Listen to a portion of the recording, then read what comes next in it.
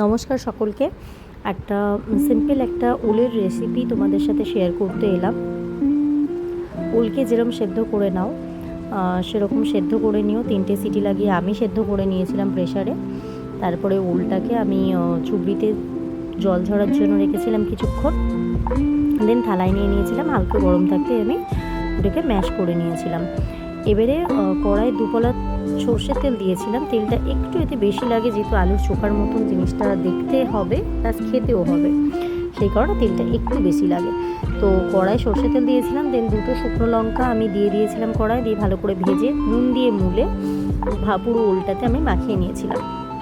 এবারে যেটুকুনি তেল কড়াই ছিল তাতে করে একটা তোমার পেঁয়াজ কুচো করে তেলের মধ্যে দিয়ে ভালো করে ভেজে নিয়ে, হালকা ভাজবে, খুব বেশি ভাজার দরকার নেই, হালকা ভেজে নিয়ে আমি ওর মধ্যে নুন, 1 চামচ সর্ষে বাটা, কালো সর্ষে সাদা সর্ষে মিক্সড করে আমি শিলে পিষে নিয়েছিলাম, সেটাই দিয়েছিলাম।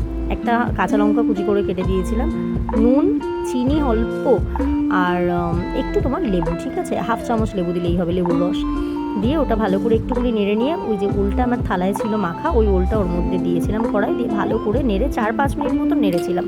দেন একদম সফট হয়ে যেতে থালায় রেখেছিলাম। তারপরে 1 চামচ কাঁচা সর্ষের তেল ওর মধ্যে ছড়িয়ে দিয়েছিলাম। জাস্ট অসাম খেতে হবে, খেয়ে